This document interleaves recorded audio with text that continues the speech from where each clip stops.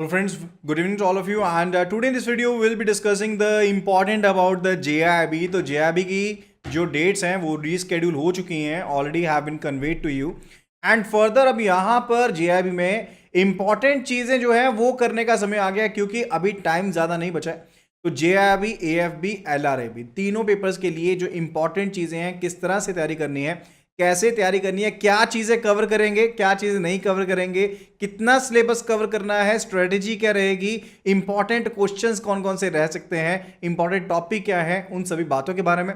Further कहां से preparation करनी है, कितना टाइम लग जाएगा, तैयारी कैसे रहेगी, रिवीजन कैसे होगा, वो सब चीजें भी साथ के साथ डिस्कस करने वाले हैं.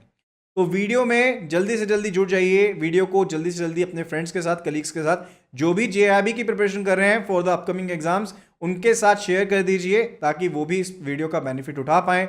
एंड ऑडियो वीडियो क्वालिटी को यहां पर वेरीफाई कर दीजिए ताकि हम वीडियो को यहां पर स्टार्ट कर पाएं. And if you want to join us on our WhatsApp group, you need to WhatsApp us writing JAIB, mention your name along with it and WhatsApp it to the number 83609444207. We will be adding you to the appropriate group over there. तो kindly जल्दी से जल्दी audio video quality को confirm कर दीजिए. So audio video quality over here seems to be working fine. So let us start the session now. It is related to the banking regulation. अब regulation की जरूरत क्यों पड़ी है? क्योंकि बैंकिंग चैनल में बैंक्स का अपना कोई भी पैसा नहीं है. इफ वी टॉक अबाउट कि बैंक XYZ यहां पर क्या कर रहा है, लेंडिंग कर रहा है, इन्वेस्टमेंट कर रहा है, तो कौन से पैसे कर रहा है? ये पब्लिक का डिपॉजिट है जो इसके पास पड़ा है. इस पैसे को फर्दर ये लेंड कर रहा है, इस पैसे को फर्दर ये क्या कर रहा है, आगे इन्वेस्ट कर रहा है, यानी कि पब्लिक मनी के साथ ये डील कर रहा है. तो यहां पर प्रॉपर गवर्नेंस इस चीज की रिक्वायर्ड है ताकि पब्लिक का जो ट्रस्ट है वो यहां पर बैंकिंग सिस्टम में बना रहे. तो यहां पर रिजर्व बैंक ऑफ इंडिया ने के साथ साथ जो सेबी है, IRDA है, वो फाइनेंशियल सिस्टम की क्या करते हैं, रेगुलेशन करते हैं. We have already covered. ठीक है, तो सेबी किस चीज की रेगुलेशन करता है, कैपिटल मार्केट की करता है. IRDA किसकी करता है, इंश्योरेंस रेगुलेशन करता है. PFRDA किसकी करता है, PFRDA is related to the pension fund regulation. Okay, RBI जो है वो बैंकिंग सेक्टर की रेगुलेशन करता है, साथ के साथ जो हमारे पास जो मनी मार्केट है उसकी रेगुलेशन भी करता है. ठीक है, तो regulation of banking system is done under the by the reserve bank of India under the banking regulation act. ठीक है, तो रिजर्व बैंक ऑफ इंडिया किस तरह से एक्ट करता है, reserve bank of India acts under the RBI act, यानी कि RBI एक्ट 1934 के अंदर जो पावर्स यहां पर कॉन्फर की गई हैं to the reserve bank of India, उनके तहत यहां पर रिजर्व बैंक ऑफ इंडिया क्या करता है, यहां पर अपनी पावर्स का इस्तेमाल करता है. एंड फर्दर बैंकिंग रेगुलेशंस के अंडर जो रेगुलेशंस की एम्पावरमेंट दी गई है उसके तहत बैंक्स की रेगुलेशन की जाती है. ठीक है, तो बैंकिंग रेगुलेशन एक्ट आया था 1949 में and reserve bank of India act आया था 1934 में. दोनों ही एक बहुत ज्यादा इंपॉर्टेंट है, दोनों के जो इंपॉर्टेंट सेक्शंस हैं उनको हम कवर करेंगे. तो फर्स्ट ऑफ ऑल बैंकिंग कहां पर डिफाइंड है, banking is defined in section 5. तो सेक्शन 5 डिफाइन करता है बैंकिंग को, जबकि सेक्शन 6 में बताया गया है कि बैंक कौन कौन सी एक्टिविटीज में परमिटेड है. यानी कि सेक्शन 6 सब सेक्शन 1 में बताया गया है कि कौन सी एक्टिविटीज परमिटेड है एंड सेक्शन 6 सब सेक्शन 2 में बताया गया कि कौन सी एक्टिविटीज परमिटेड नहीं है. एंड फर्दर सेक्शन 49 जो है बैंकिंग रेगुलेशन एक्ट का, वो ये कहता है कि बैंक्स को छोड़ करके ना कोई भी पर्सन, कोई भी इंस्टीट्यूट यहां पर डिपॉजिट्स को एक्सेप्ट नहीं कर सकता, that is withdrawable by cheque. तो हमने कल भी NBFC और बैंक के केस में डिफरेंसेस को पढ़ा था, वहां पर भी सेम ही चीज पढ़ी थी कि बैंक के केस में आप चेक के थ्रू पैसा विड्रॉ कर सकते हैं, लेकिन NBFC के केस में आप ऐसा नहीं कर पाएंगे. अगर आपको याद हो तो हमने ये चीज यहां पर गो थ्रू करी थी. Okay, so now let us have a look at the important sections of the banking regulation act. सिर्फ और सिर्फ ये सेक्शंस कर लीजिए डेफिनेटली, और कुछ नहीं करना पड़ेगा. पहला सेक्शन है section 5B, that is related to banking. Now banking is basically bank क्या इंटरमीडियरी की तरह एक्ट करते हैं. बैंक क्या है, इंटरमीडियरी की तरह एक्ट करते हैं. एक जगह से डिपॉजिट एक्सेप्ट किया, फर्दर उसको लेंडिंग के पर्पज से या फिर इन्वेस्टमेंट के पर्पज से आगे हम उसको इस्तेमाल करते हैं. यानी कि बैंक के पास अपना कोई यहां पर पैसा नहीं है, बैंक जो है यहां पर लोगों से पैसा लेते हैं, आगे इन्वेस्टमेंट एंड लेंडिंग पर्पजेस के लिए उसका इस्तेमाल करते हैं. And further that particular deposits are withdrawable by the public by way of demand. या तो वो पैसा डिमांड करके या फिर अदरवाइज किसी तरीके से, या फिर किसी चेक के थ्रू, ड्राफ्ट के थ्रू, या किसी और इंस्ट्रूमेंट के थ्रू यहां पर पैसा वो विड्रॉ कर सकते हैं. Is that clear? that is withdrawable by the public. Okay, that is basically related to the definition of the banking. And further section 7 क्या prohibit करता है? section 7 कहता है कि use of banking and the banking company words are restricted to be used only and only by the banks licensed by the Reserve Bank of India. यानी कि reserve bank of India ने जिन banks को licensing दी है सिर्फ वो अपने नाम में बैंक, बैंकर, बैंकिंग कंपनी के जो वर्ड्स हैं वो ही इस्तेमाल कर पाएंगे, और कोई भी इंस्टीट्यूट और कोई भी जो पर्सन है वो यहां पर इन वर्ड्स को इस्तेमाल नहीं कर पाएगा. सेक्शन 10 की बात कर लीजिए, जो यहां पर बात करता है related to the employment of the managing agents. जो ऑफिस है डायरेक्टर्स का, चेयरमैन, मैनेजिंग डायरेक्टर का, उनकी एम्प्लॉयमेंट के बारे में बात करता है section 10. Section 7 itself is very important. The sections I have highlighted over here are very very important. Section 11 जो बैंकिंग रेगुलेशन एक्ट का है वो minimum capital requirements and reserve requirements के बारे में बात करता है. तो मिनिमम पेड अप कैपिटल कितनी चाहिए एंड फर्दर रिजर्व रिक्वायरमेंट कितनी चाहिए उनके बारे में बात करता है. तो यहां पर रिक्वायरमेंट्स जो है वो यहां पर जो डोमेस्टिक बैंक्स हैं, जो यहां पर प्राइवेट बैंकिंग कंपनीज हैं, उनके केस में जो रिक्वायरमेंट है that is ₹5 lakh. And further foreign banks के लिए रिक्वायरमेंट जो है वो मिनिमम 10 लाख रुपए की रिक्वायरमेंट है.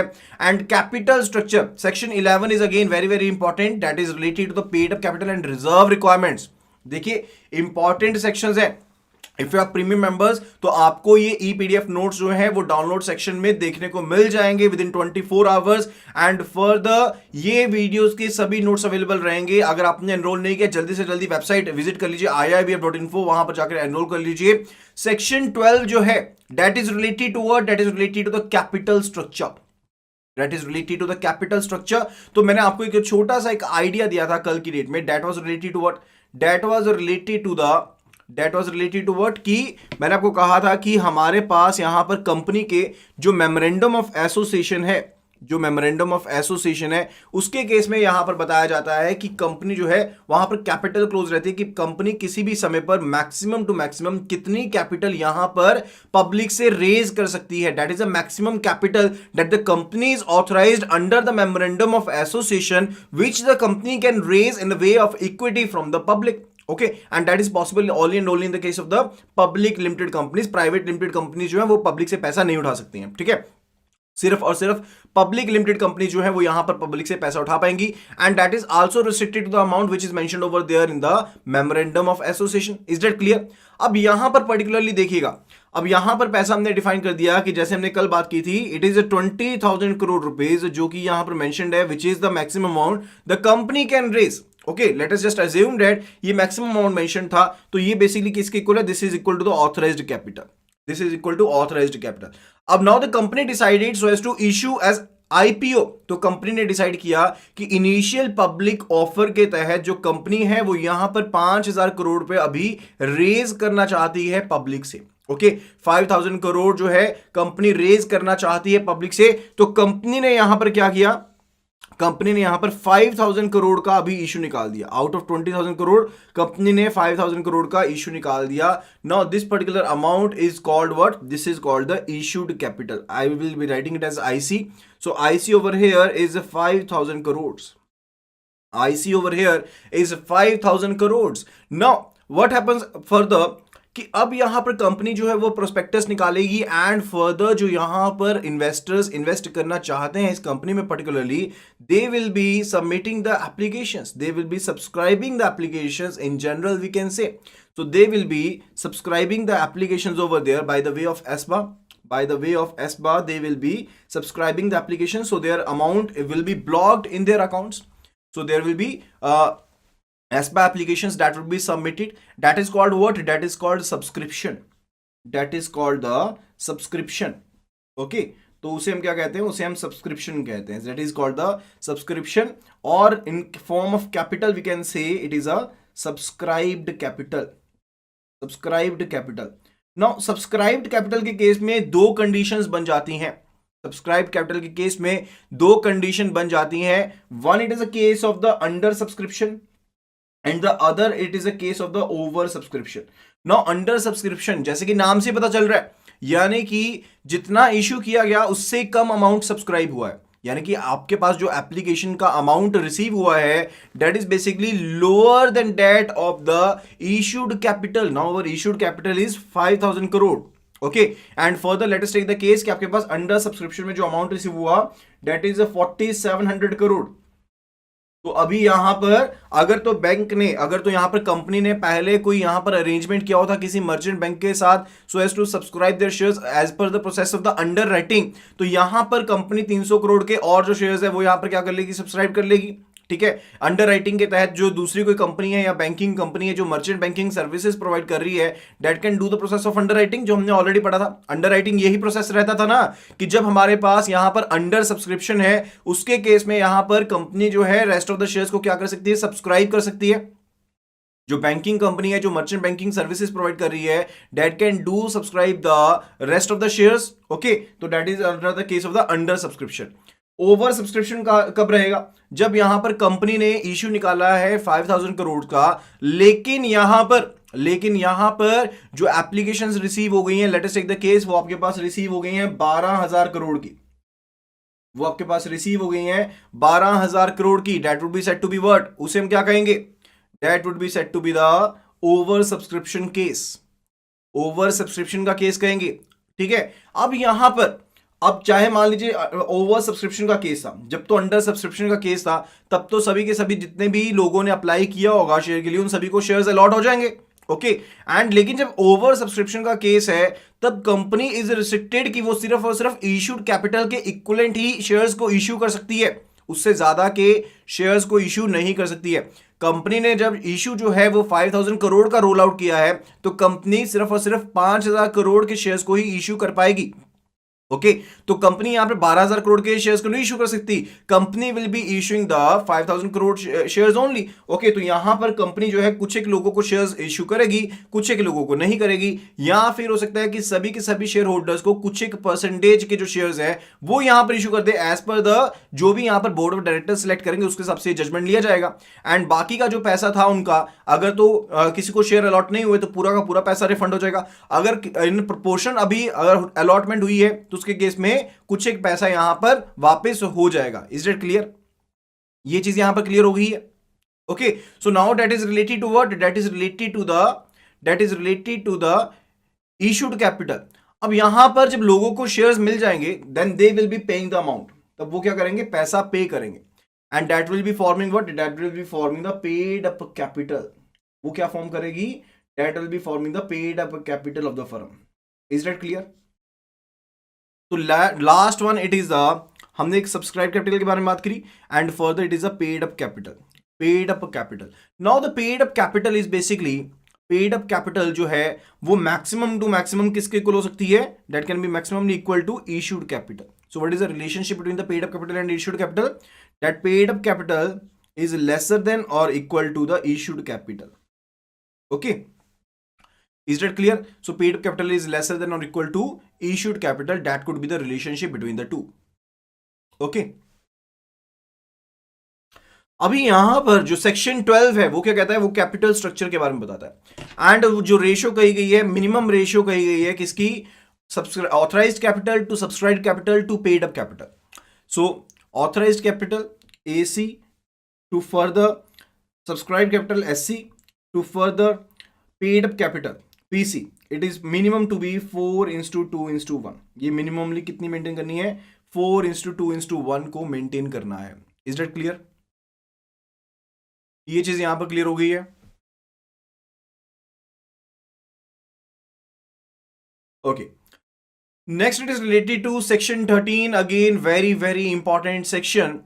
तो सेक्शन 13 किस चीज के रिलेटेड है कि यहां पर रिस्ट्रिक्शन लगाई गई है किसके ऊपर, कमीशन ब्रोकरेज डिस्काउंट के ऊपर. यानी कंपनी जो है वो यहां पर जो भी पेड अप वैल्यू है सिंगल शेयर की उसके ऊपर 2.5% of the paid up value of the share से ज्यादा की ना तो कमीशन दे सकती है, ना ब्रोकरेज दे सकती है, ना ही डिस्काउंट प्रोवाइड कर सकती है.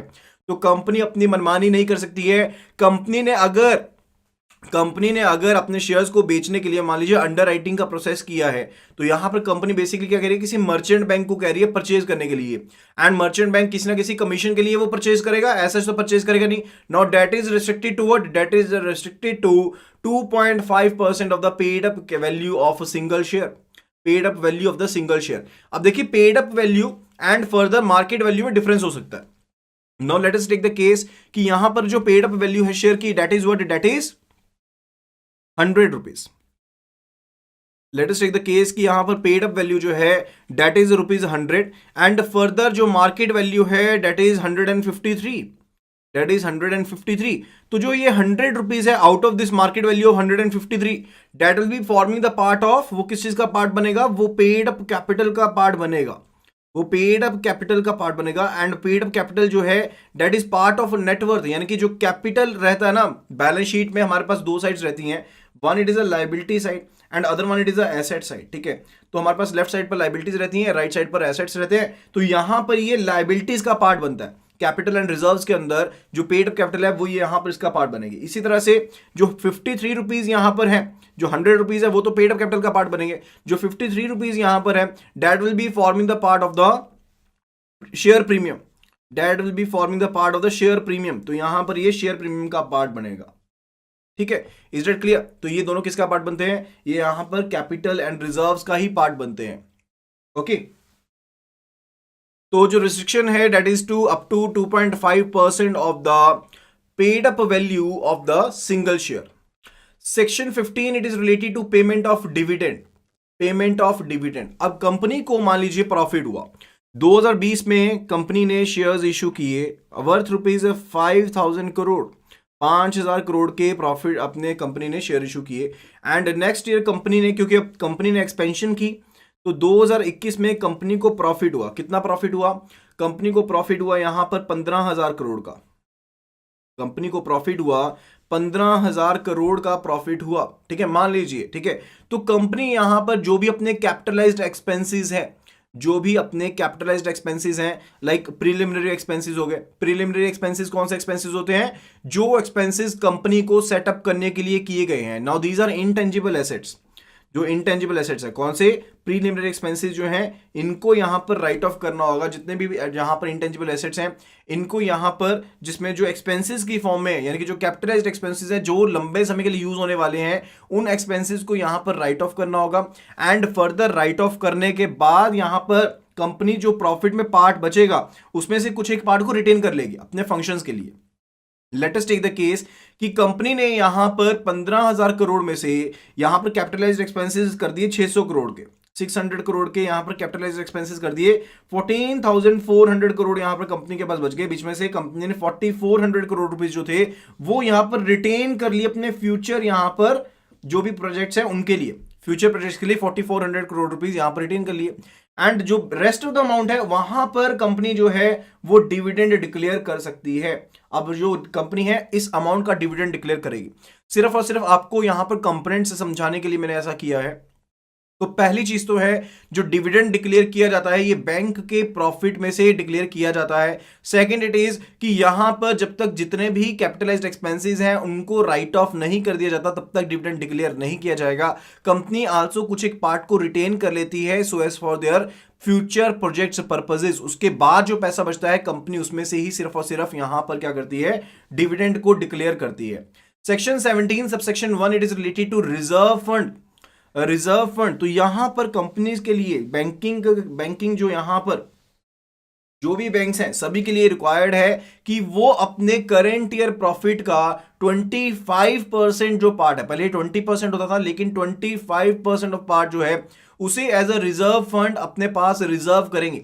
अगर कंपनी को यहां पर प्रॉफिट हुआ 10,000 करोड़ रुपए का, सभी यहां पर खर्चे निकाल करके 10,000 करोड़ का प्रॉफिट हुआ, तो यहां पर कंपनी जो है 25% of this as a reserve fund under the section 17 subsection 1 इसे यहां पर क्या करेगी, अपने पास रिजर्व के केस में यहां पर अपने पास रखेंगे, मेंटेन करेंगे। Is that clear? That is the requirement कि आप अपने प्रॉफिट का 25% पार्ट जो है रिटेन करेंगे। That is basically so as to restrict the multiplier effect. ये सिर्फ और सिर्फ किस चीज के लिए, मल्टीप्लायर इफेक्ट को रोकने के लिए है, इस चीज के लिए regarding. After that it is related to section 18। Section 18 अब देखिए जो शेड्यूल्ड कमर्शियल बैंक्स हैं उनको यहां पर मेंटेन करनी पड़ती है, क्या चीज मेंटेन करनी पड़ती है? They are to maintain the CRR, they are to maintain the CRR, उनको CRR को मेंटेन करना पड़ता है। लेकिन in the case of non scheduled banks too, उनको भी CRR को मेंटेन करना पड़ेगा, कैश रिजर्व रेशियो को मेंटेन करना पड़ेगा under section 18 of the banking regulation act, and that is said to be कि cash reserve is to be maintained by the non-scheduled banks, and every banking company not being a scheduled bank shall be maintaining at least 3% of the demand and time liabilities. Now what is demand and time liabilities? It is basically NDTL. It is basically NDTL basically it is net demand time liabilities. It is related to the net demand time liabilities, and further this particular NDTL percentage is to be maintained. How much percentage? 3% is to be maintained with the Reserve Bank of India. With the Reserve Bank of India, this particular percentage of the NDTL net demand time liability is to be maintained with the Reserve Bank of India in the form of the cash, and further ये cash reserve यहाँ पर हर एक non scheduled bank को maintain करना पड़ेगा with the Reserve Bank. Is that clear? Okay. Further, it is related to section 19 subsection 2. Again very important. Again very important. That is related to the investments of a banking company in some other company. ठीक है, तो यहां पर अगर मैं कहता हूं कि बैंक A है and further it wants to invest in bank B over here, bank B over here, तो यहां पर क्या कहा गया है कि holding of shares of any company not exceeding 30% of the paid up capital of that company. या तो यहां पर ए बैंक ने जब यहां पर सब्सिडरी में, ये बेसिकली क्या है, कोई यहां पर not subsidiary, will not be saying the subsidiary, will be saying first of all कि किसी और कंपनी में इन्वेस्टमेंट करना चाहता है बैंक ए, तो यहां पर इसकी जो पेड अप कैपिटल है, इसकी जो पेड अप कैपिटल है, इस पर्टिकुलर कंपनी की पेड अप कैपिटल है, इसका 30%, या फिर इस बैंक का, जो बैंक यहां पर इन्वेस्टमेंट करना चाहता है उस बैंक की paid up capital plus reserves, इनका 30%, विच एवर इज लोअर, इससे ज्यादा की इन्वेस्टमेंट यहां पर जो बैंक है बी में नहीं कर सकता। ठीक है, यानी कि A is restricted so as to hold the shares in any other company up to the amount of the paid up capital of 30% of that particular company in which it is going to invest, or 30% of the paid up capital or plus reserves of the aggregate of the itself. Okay, तो 30% उसका, तो जो भी इसमें से कम होगी value, जो भी इसमें से कम होगी वैल्यू, उतने अमाउंट तक के ये शेयर जो है वो होल्ड कर सकता है, किसमें, दूसरी कंपनी में होल्ड कर सकता है, whether as a pledgee, whether as a mortgagee और as an absolute owner. Okay, इससे ज्यादा अमाउंट के यहां पर ये होल्डिंग उसमें नहीं कर पाएगा, that is restricted to that. Section 20 it is which restricts, जो यहां पर रिस्ट्रिक्ट करता है कि बैंक्स अपने खुद के शेयर्स के अगेंस्ट लेंडिंग नहीं कर पाएंगे, बैंक अपने खुद के शेयर्स के अगेंस्ट लेंडिंग नहीं कर पाएंगे, यानी कि दूसरे बैंक्स के शेयर्स के अगेंस्ट तो लेंडिंग कर सकते हैं, लेकिन अपने खुद के शेयर्स के अगेंस्ट हम यहां पर लेंडिंग नहीं कर सकते हैं। सेक्शन 21 इट रिलेट्स कि जहां पर रिजर्व बैंक ऑफ इंडिया को पावर्स दी गई हैं कि वो यहां पर बैंक के एडवांसेस को कंट्रोल कर सकते हैं। तो रिजर्व बैंक ऑफ इंडिया के पास एक टूल है, एक पावर है under section 21 of the banking regulation act. Again very important, तो यहां पर सेक्शन 21 के तहत यहां पर आरबीआई के पास पावर है कि वो यहां पर क्या कर सकते हैं, that the reserve bank of India can issue the guidelines related to the advances to the banks. तो बैंक्स को यहां पर एडवांसेस के रिलेटेड जो गाइडलाइंस हैं वो यहां पर इशू की जा सकती हैं कि आपने कौन से एडवांसेस करने हैं, कोई रिस्ट्रिक्शन लगानी है या किसी चीज से रोकना है, या फर्दर किसी चीज को पर्टिकुलरली ज्यादा लोन देने के लिए कहना है, किसी पर्टिकुलर लोन सेगमेंट में इंटरेस्ट रेट को ज्यादा करना है, कम करना है। तो दैट इज बेसिकली सेक्शन 21 किसमें कवर होता है, section 21 comes under the selective credit control. तो यहां पर सिलेक्टिव क्रेडिट कंट्रोल के अंदर कवर होता है, एंड यहां पर जनरल गाइडलाइंस भी दी जा सकती हैं, किसी पर्टिकुलर बैंक को भी गाइडलाइंस जो है वो यहां पर दी जा सकती हैं। That is basically the selective credit control, SCC।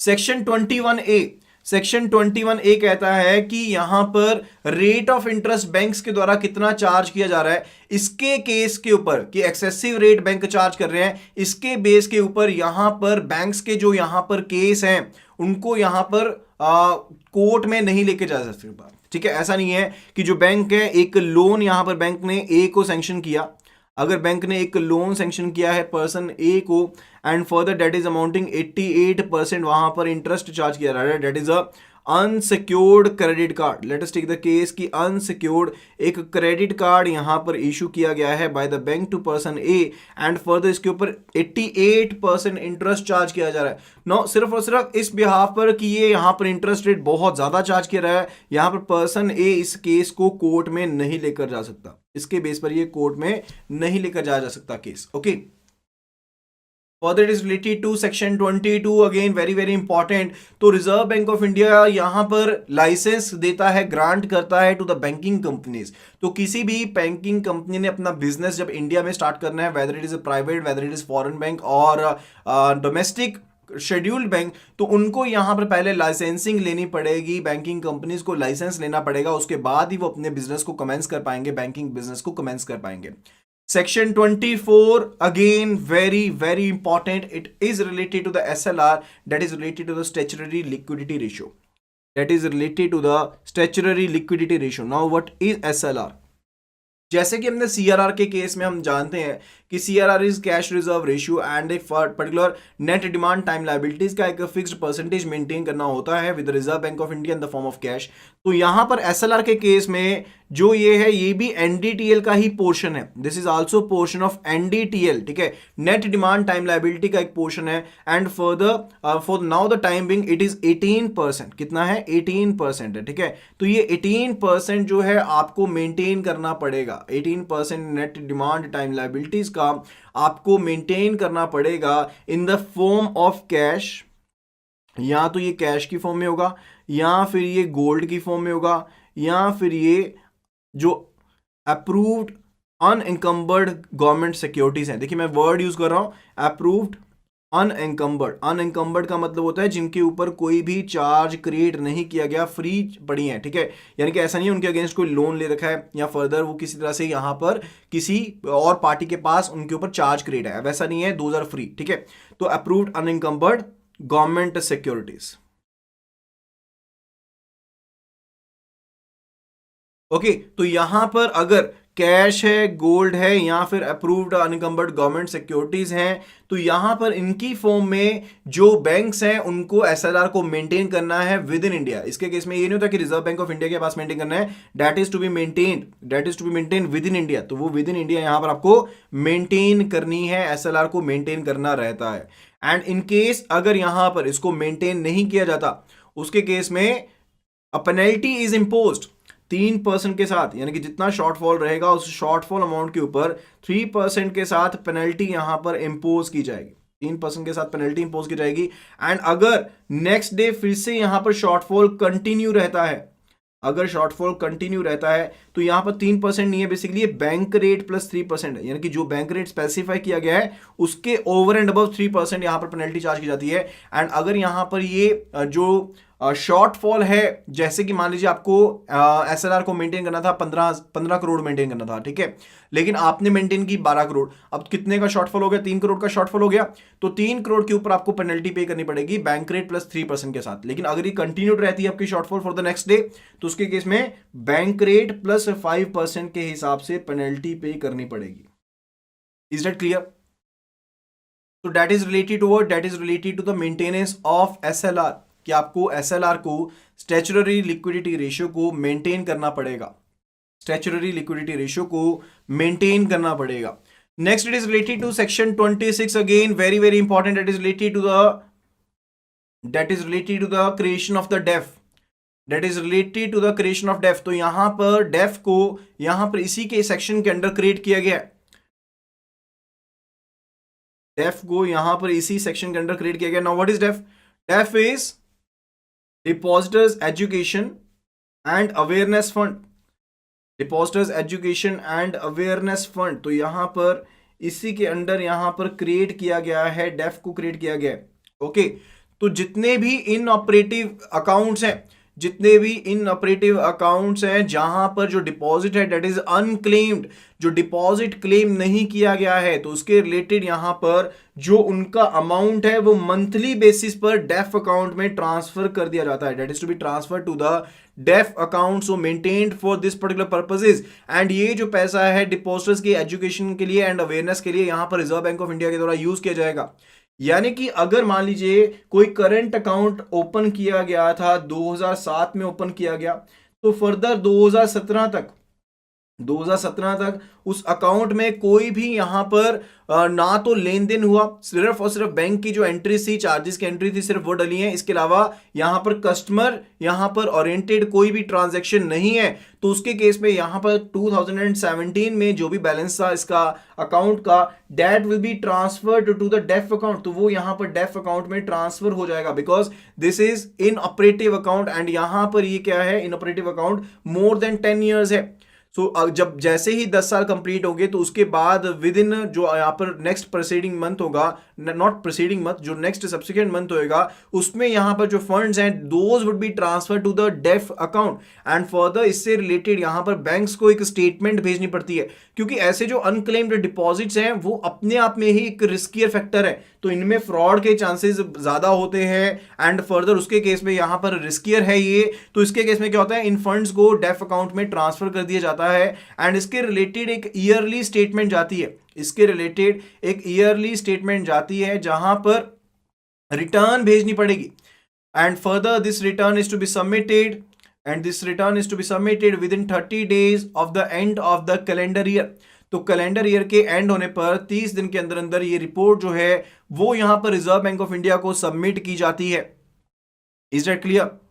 तो यहां पर डेफ अकाउंट की क्रिएशन होती है। एंड फर्दर ऐसा नहीं है कि जो अमाउंट यहां पर डेफ अकाउंट में ट्रांसफर कर दिया गया वो क्लेम नहीं किया जा सकता। Once the amount is transfer to the DEAF account, तो यहां पर अगर कस्टमर आता है तो बैंक उसे पहले ही यहां पर बैलेंस को प्रोवाइड कर देगा एंड फर्दर उसके बाद यहां पर फर्दर क्लेम ले लेगा रिजर्व बैंक ऑफ इंडिया से। Is that clear?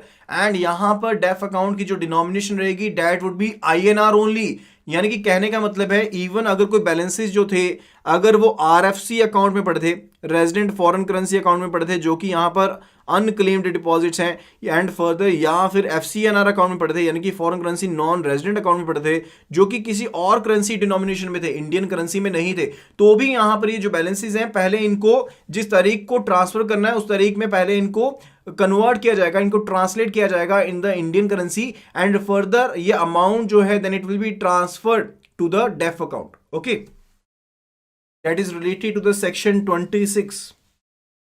That was related to the section 26. Next it is related to section 29. अब जो भी बैंक्स हैं, whether it is a commercial bank, whether it is a scheduled bank, whether it is a non-scheduled bank, whether it is a private bank, whether it is a foreign banking company, ठीक है, तो इन सभी को यहाँ पर section 29 के तहत यहाँ पर सेक्शन 29 का जो थर्ड शेड्यूल है, जो सेक्शन 29 का जो थर्ड शेड्यूल है, सेकंड शेड्यूल नहीं है, जो थर्ड शेड्यूल है उसके हिसाब से यहां पर इनको जो बैलेंस शीट है and profit and loss account है, जो बैलेंस शीट है and profit and loss account है, उसके हिसाब से इनको क्या बनाना पड़ेगा, उसके हिसाब से इनको ये स्टेटमेंट्स को जमा करना पड़ेगा, उसके हिसाब से स्टेटमेंट्स को जमा करना पड़ेगा अलोंग विद द यहां पर रिजर्व बैंक ऑफ इंडिया के पास जमा करवाना पड़ेगा। एंड ऐसी जो यहां पर बैलेंस शीट है एंड जो प्रॉफिट एंड लॉस अकाउंट है, इनकी तीन कॉपीज यहां पर जमा करवानी पड़ती हैं रिजर्व बैंक ऑफ इंडिया के पास। इनकी जो 3 कॉपीज हैं यहां पर वो जमा करवानी पड़ती हैं रिजर्व बैंक ऑफ इंडिया के पास। And this is as per the third schedule, not the second schedule. This is misprinted over here, let me change it. तो this is the third schedule. Okay, तो third schedule में form A and form B हमें दिए गए हैं। Third schedule में कौन से फॉर्म दिए गए हैं, फॉर्म A गिवन है and further form B is given.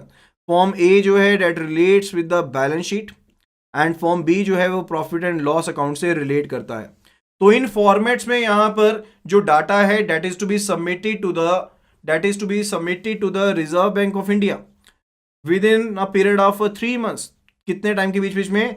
3 महीने के बीच बीच में। कितनी कॉपीज? 3 कॉपीज। यानी कि जब भी फाइनेंशियल ईयर एंड होगा तो उस ईयर के फाइनेंशियल ईयर के एंड होने पर 3 महीने के अंदर अंदर जो ये कॉपीज है those are to be submitted to the reserve bank of India and further ये पर्टिकुलर टाइम पीरियड जो है that can be extended for the next 3 months. अगर रिजर्व बैंक ऑफ इंडिया ऐसा चाहता है तो इस टाइम पीरियड को आगे और 3 महीने के लिए बढ़ाया जा सकता है। Okay, so that is related to section 29 and further ये जो बैलेंस शीट या फिर जो प्रॉफिट एंड लॉस अकाउंट यहां पर डिपॉजिट किया जाएगा with the reserve bank of India that must be audited.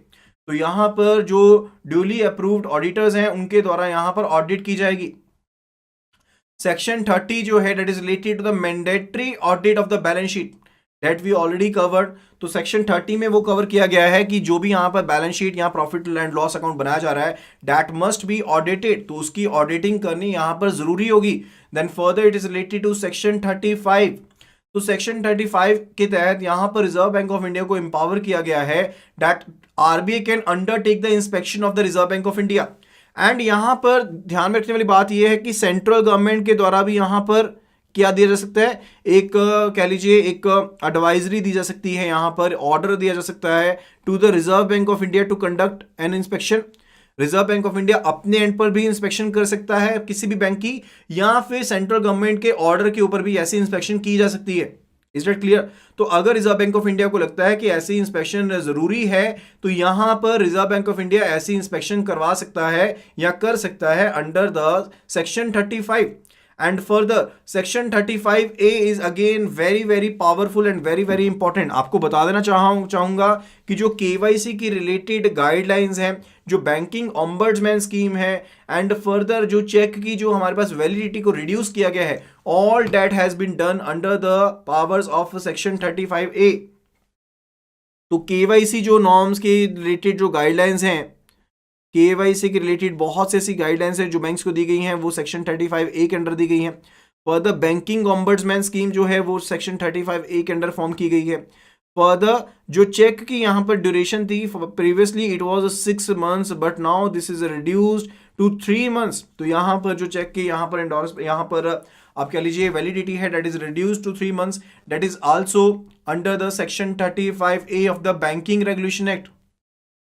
And इसके अलावा यहाँ पर किसी भी पर्टिकुलर चीज के रिलेटेड जो यहाँ पर गाइडलाइंस हैं, जो डायरेक्टिव्स हैं, those can be issued by the reserve bank of India under section 35A। तो बहुत ही ज्यादा एक इंपॉर्टेंट सेक्शन मैं कहूंगा इसे, जिसके तहत रिजर्व बैंक ऑफ इंडिया किसी भी बैंक को इन जनरल या सभी बैंक्स को यहाँ पर गाइडलाइंस, यहाँ पर डायरेक्टिव्स इशू कर सकते हैं which would be mandatory for all the banks to be follow up. ठीक है, तो बैंक्स को फॉलो करना पड़ेगा and further those guidelines, those directives can be issued on any matter by the reserve bank of India. अगर reserve bank of India को लगता है कि ये चीज जो है वो डिपॉजिटर्स के हित में है या फिर बैंकिंग पॉलिसी के खिलाफ है, ठीक है, या फिर बैंकिंग के खिलाफ है, देन इट इज 45Z। तो 45Z किससे रिलेट करता है? It relates with the return of the paid instrument to the customer, यानी कि जो भी पेड इंस्ट्रूमेंट है वो यहां पर कस्टमर को वापस किया जा सकता है on the request of the customer. And यहां पर जो बैंक है वो कोई भी एक्स्ट्रा चार्जेस कस्टमर से नहीं लेंगे ऐसा करने के लिए। Is that clear? Then it is 45Z to ZE, 45ZA to ZE। Now these all are related to nomination. आप इनको याद कैसे करेंगे? Let me tell you. आप यहां पर लिखेंगे 45Z, then you must be writing ZACE and this relates to the DSL।